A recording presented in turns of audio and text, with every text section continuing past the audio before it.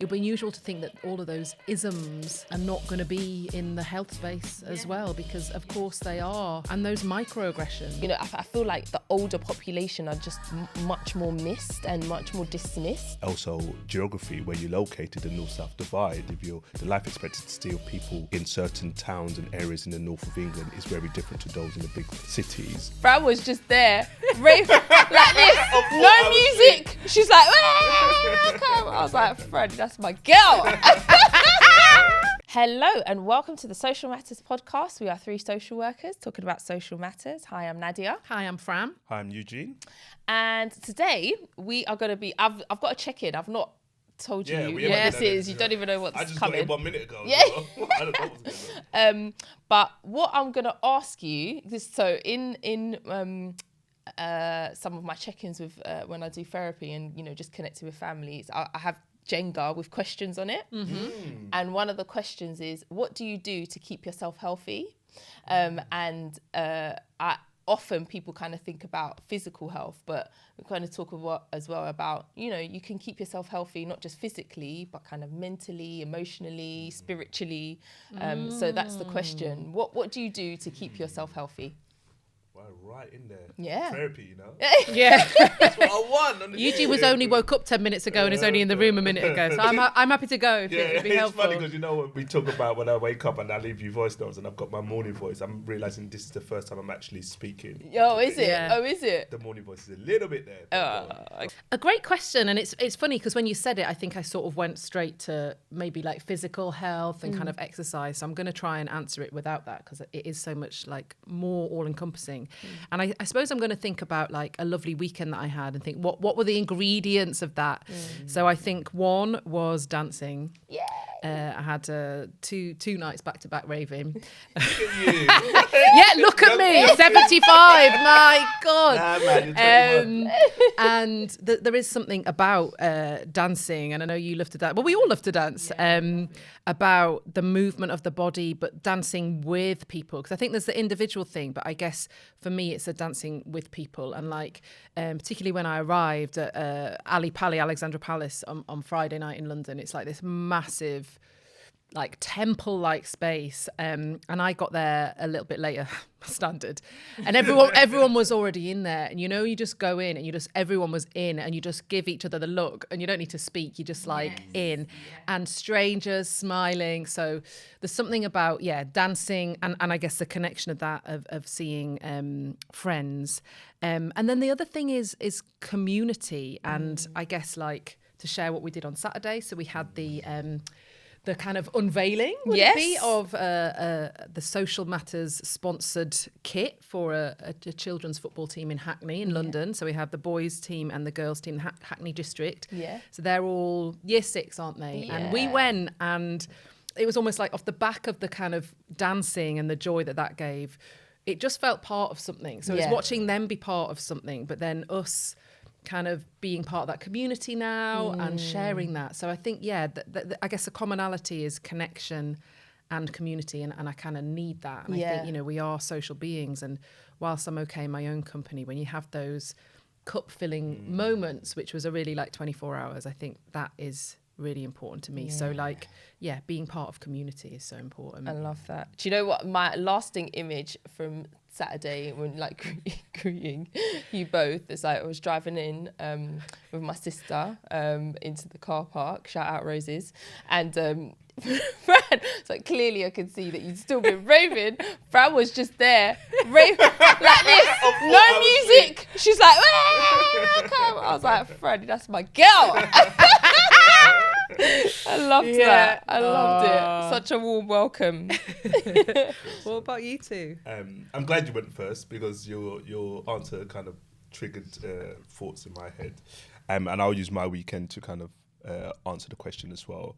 Yeah, like you, I was thinking about physical health first, and it's really good, Naz, when you're explaining about mental health and emotional health, because sometimes I think maybe I take it for granted because I think I'm generally in my life have been somebody who's had good mental health, so I take it for granted the things that I do consciously or unconsciously to really sustain that.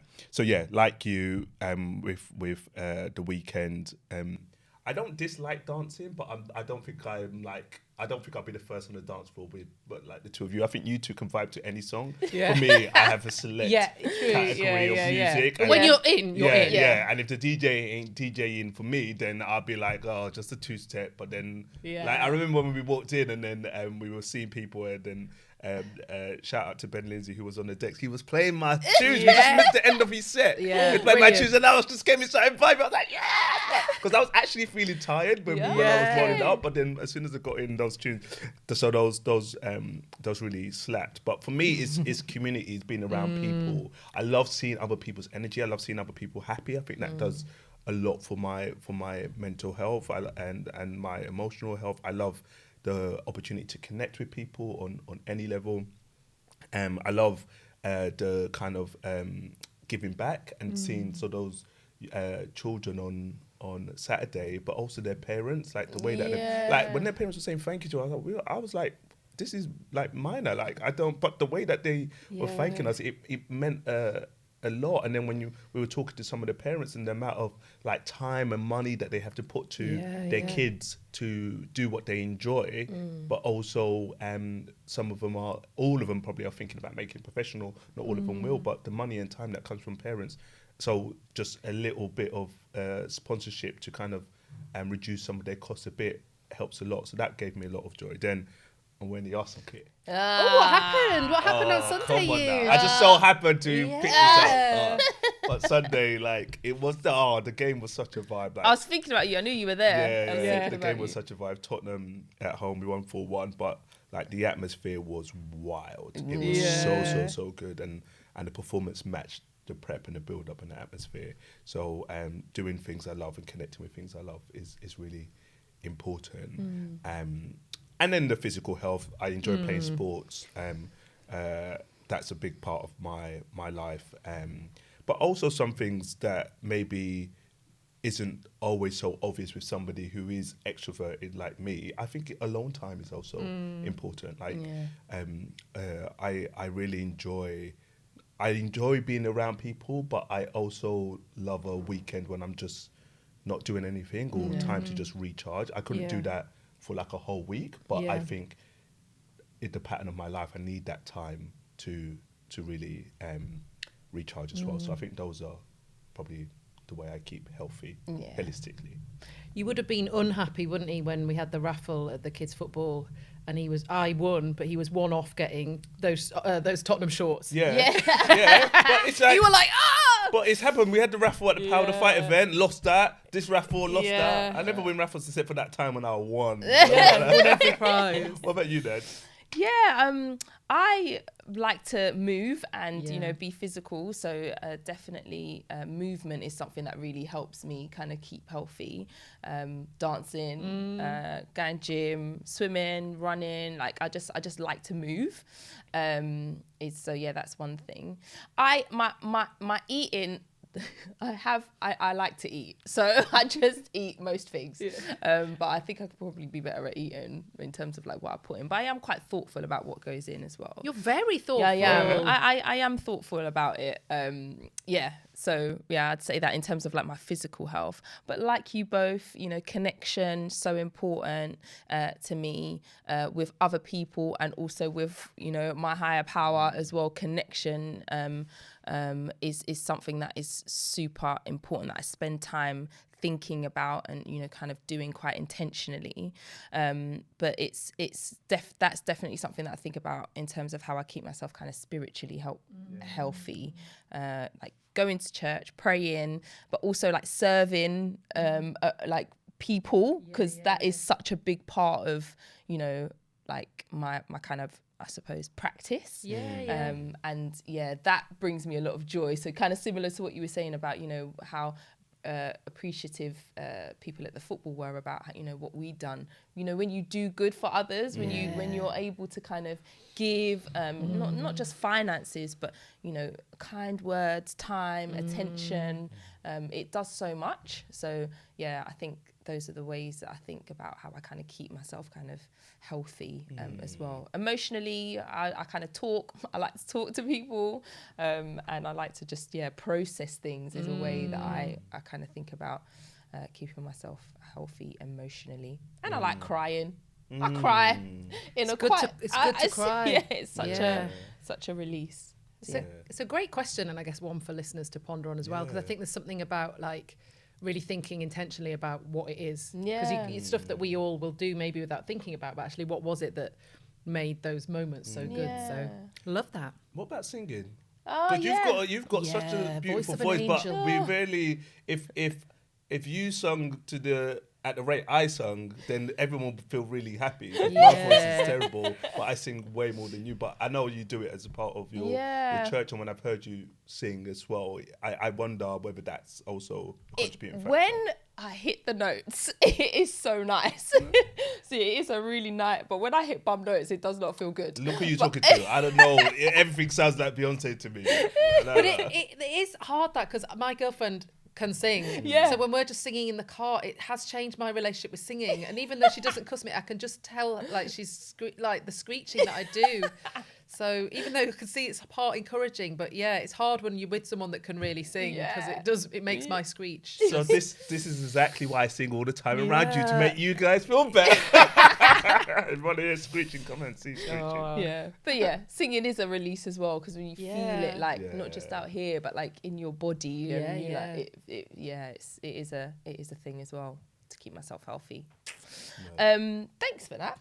Something to remember. Thank you. Thanks. So I suppose linked, with our subject today, we're going to be, that check-in was kind of thinking about health, and we're going to be talking today about health inequities in the healthcare system and in medicine. And the reason why we kind of brought this is, for the listeners' benefit, like in some ways, like we've all been kind of connected in our kind of networks to somebody who's experienced kind of health difficulties or kind of problems. And also there was a video that I shared in our group about a Ghanaian doctor speaking about that he had found kind of health inequity in sort of how kidney problems were diagnosed, and that actually the formula was racist. It was there was inherent racism in how the formula was kind of put together, and it kind of evoked a bit of a discussion of how let's talk about these kind of inequities in health. So we thought we'd bring it here to think about today. So what were some of the things that kind of sparked for you both from that video and from like some of our conversations? Yeah, so the video, he was training at the time, wasn't he? And I think was it 2019? Yeah. As in, like, it was recent that he discovered this equation that was being used that was racist in terms of a different equation for Black people. And it I don't know, I was trying to like think reflectively about it, because part of me was really shocked. You feel like this is only a few years ago, but then another part of me wasn't. We know that racism exists in all structures and systems within society. So I had this like, of course it's going to be there, but then I was like, is nobody else questioning this equation that's being put in? So it really did.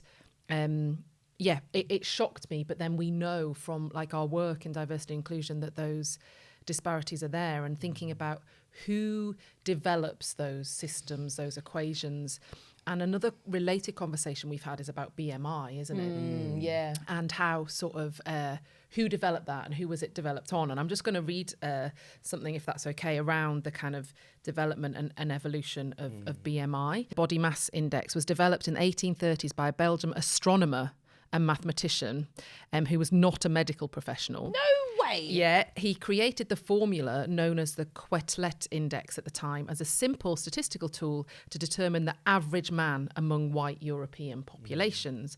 The index was later adopted by life insurance companies in the 20th century to set premiums, and then by the medical field, becoming a mainstream tool for assessing health.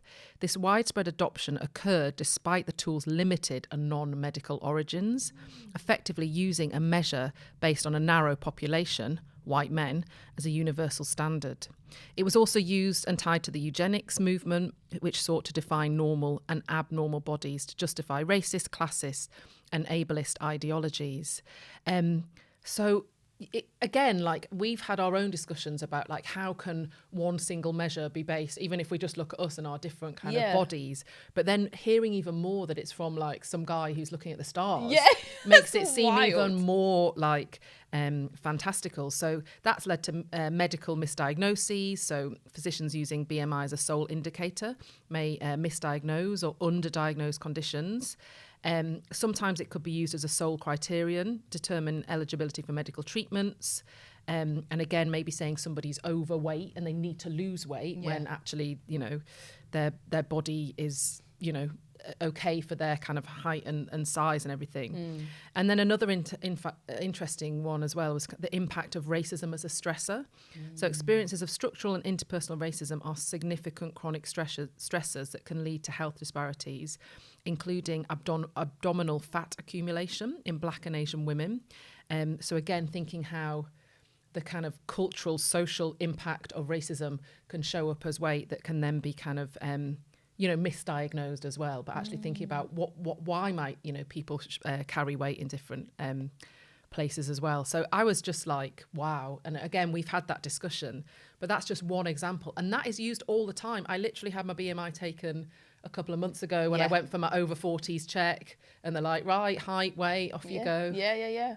I'm apparently overweight. Me too. Yeah, I'm overweight on the scale. Yeah. And also my daughter, did I tell you with my daughter, when she was a baby, you know, they track their weight, like kind of as they're born and as they grow. In her red book, she was like literally off the chart. So she was like considered horrifically obese, like basically because of the measures are, you know, based on white European babies. It was very much. I was not bothered. I loved a chunky baby, so like it didn't bother me. But you can imagine how that like might put stress on people, and how that then might kind of, you know, influence how one might parent or mother or think about how they're doing as a parent themselves. But knowing that was very helpful for me, like knowing that it's actually nonsense. You know, that was actually super helpful for me. And there was something I think it was from the video that you sent around. The video I sent was by Ghanaian Dr. Joel Burvell, just in case people want to check him out. I think you guys remind me, but we'll repost it at the time the episode comes out. But I'm not sure if it was from the video, but or whether it was something else that I saw. But the idea that when, I'm paraphrasing now, but when a lie gets told or mistruth gets told for such a long period of time, it becomes fact. And that idea of the BMI is a real example of that. What the guy said in the video about kidneys, that's an example of that. And it just always makes me think back to people really needing to really understand the origin stories. I think I've said this before, but I always make reference to Marvel. Like you can't go and watch the latest Avengers movie and understand it completely without going to see the first Iron Man, the first Black Panther movie, the first Captain America movie. You need to go and find their origin story to make sense of why they are fighting in the way they're fighting in Avengers, and people's desire to I think it's a strain on people to go and really question things. I think now more than ever, because we live in a really fast-paced society, people don't really want to question things unless it's related to them. But everything stems, for me, from an inequitable foundation. And, even within London, and even massive London, disparities in like West London, East London. And then when I was thinking about this episode, I was thinking about the health inequities in relation to the social graces, and I was thinking about for individuals where they intersect. So we're talking about race, but also geography, where you're located, the north-south divide. The life expectancy of people in certain towns and areas in the north of England is very different to those in the big cities as well, with regards to socioeconomic status, especially with the rise of the cost of living, the economic inequities between the working class and the super rich is growing more and more.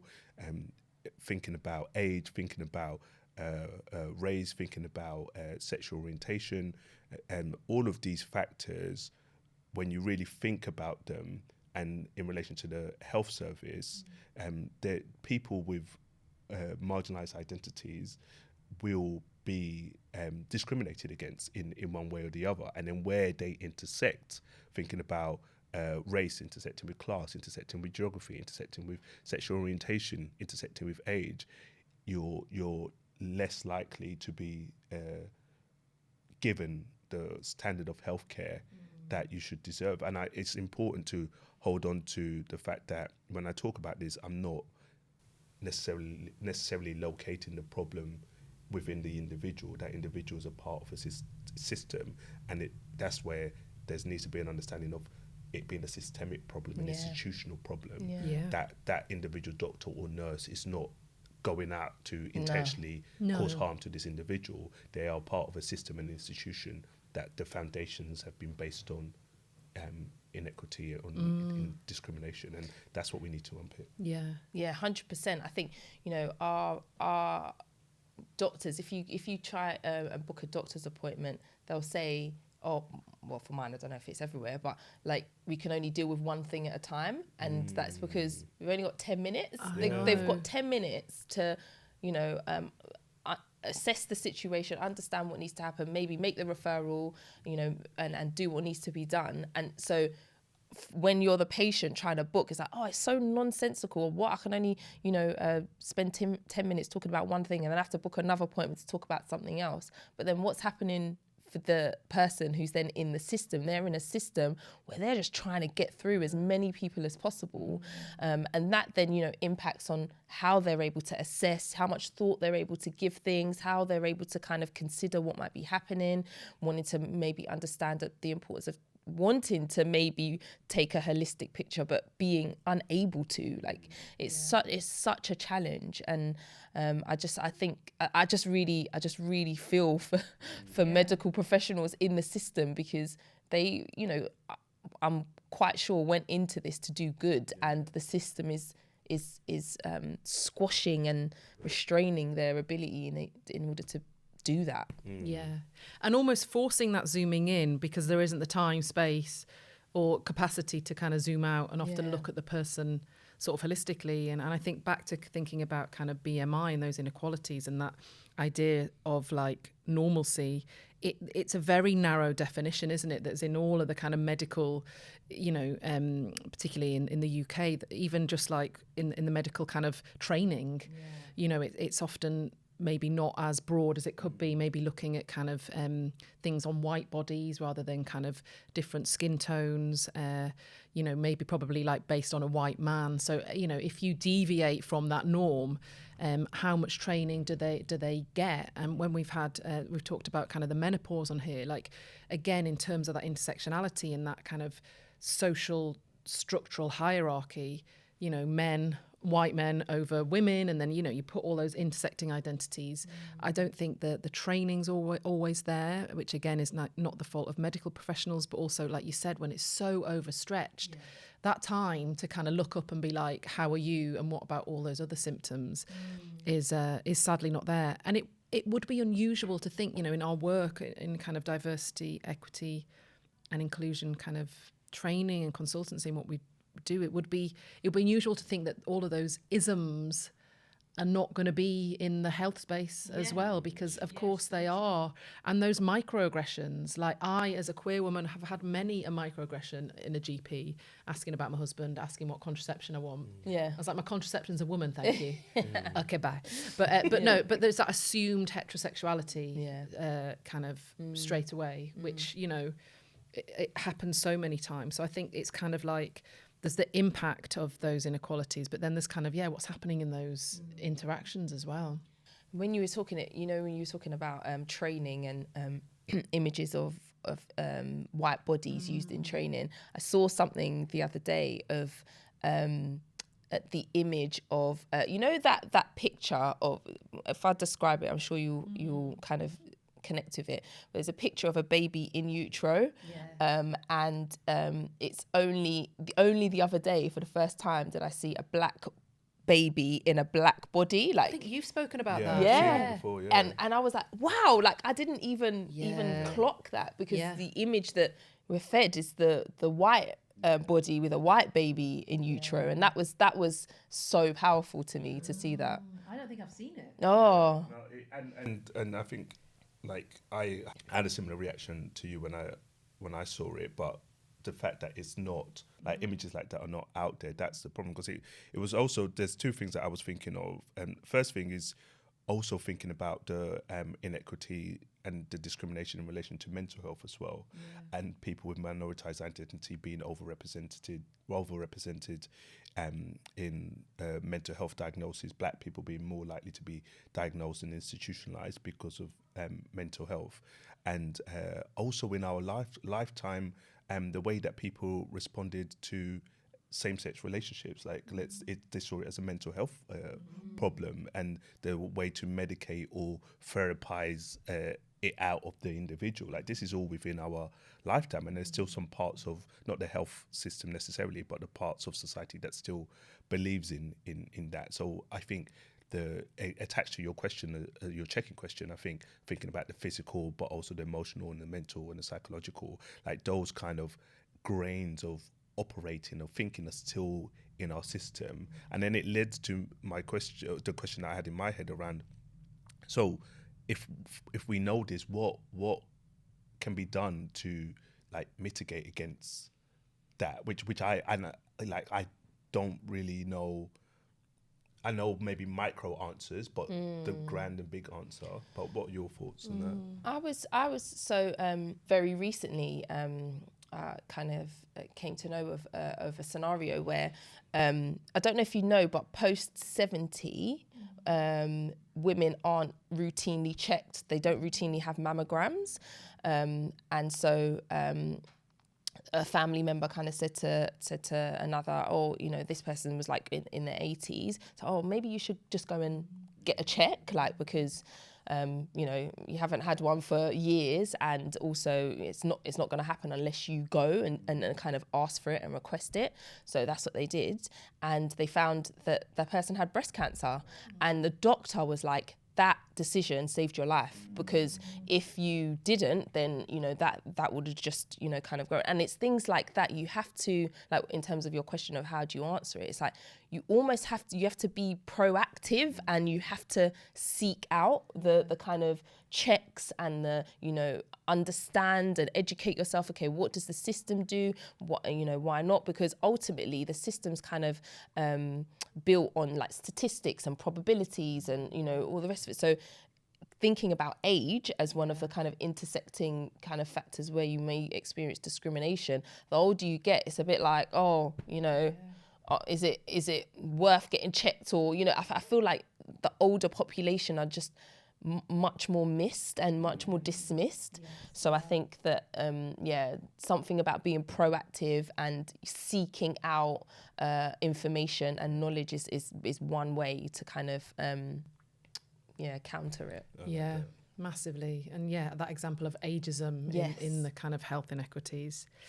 It's difficult because I think a lot of it comes down to almost like investment and policy, because I don't think we can talk about health inequities without talking about the kind of interrelationship with poverty, because there's massive kind of correlation there.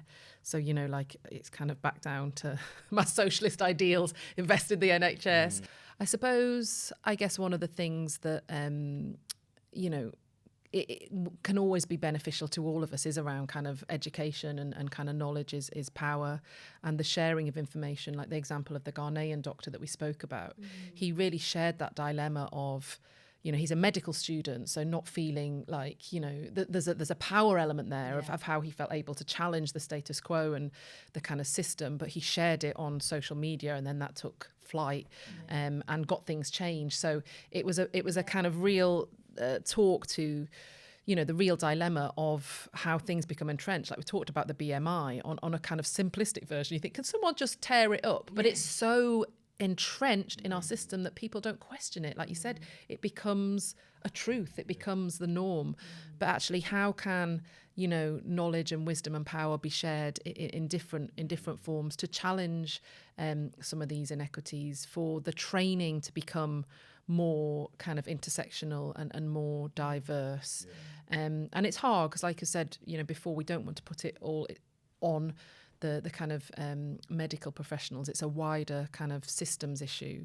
But I suppose support in that space to diversify training would be kind of really, really important. But it's complex, isn't it? Because there's so much more in terms of money and policy that needs to be put in. But I think that's one way to kind of share some of these inequities that we're aware of. Yeah, definitely. And I think it's about seeing it as a systemic and institutional issue and not an individual and local issue, because seeing it that way then can position you put you in a position where you think about how to tackle it in a slightly different way through education, through who you vote for example, because I think the individuals, like you said, Nads, I think they're coming into this profession with the desire to do great work, and they're doing fantastic work, but they are also part of a system that has been discriminatory, built on discrimination for years, and I think holding a mindset that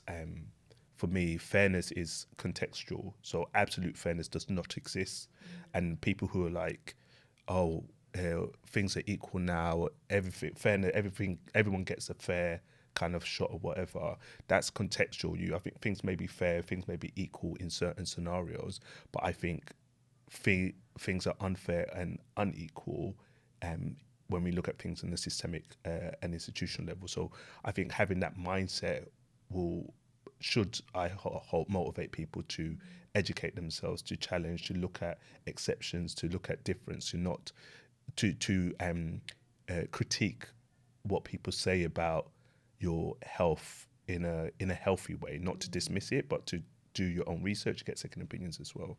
Because, for example, if we listen to the doctors, we would be obese, and I'll be trying to go and eat less and lose weight, which I don't need to, because look at me, I said we'll be obese. I don't even know what your BMI says. Yeah, Let's point obesity on you.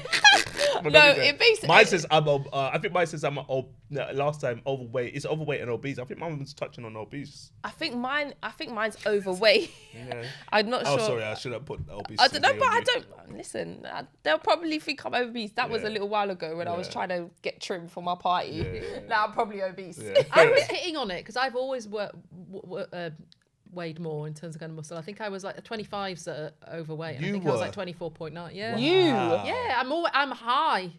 Oh, we need to scrap that. We need to scrap that BMI. Oh my god. Yeah. Oh, God, seriously, I'm always, I've always been high. Crazy. That's nuts. Yeah. Also, sorry, just one point, because I know we're running out of time, but also how bodies change over time. The image that just came into my head, I've seen, I think they put this image on around the Olympics, the build of 100-meter runners back in like the 40s, 30s, early 1900s versus now. Like now they're bigger, they're muscular, their thighs and legs and muscles are bigger, so they can run faster. So like, and also weightlifters and bodybuilders are different to how they were 60, 70 years ago. So I think us as human beings were changing. So how can the data that we use, the measuring tools that we use from an astronomer, be relevant now? But go find Mars, man. But it is so true, because bodies adapt and evolve to environment. Like people are starting their periods younger. Yeah. If you look at any old door, everybody was 4 foot. You know what I mean? Yeah. So people are getting taller. So there is that reality to kind of changing over time. Yeah, so true. Thanks, team. Thank you. Great chat. If you would like to follow us, please do on Instagram at Matters Podcast. We're also on LinkedIn at Social Matters, and we're also on Facebook. Should I even talk about that? Forget that one. Thank you so much for tuning in, and we really hope you enjoyed the conversation. Do share this. Do go and get checks done. If there's anything that you think you need to get checked out, please do. And we'll see you soon. Take care. Bye.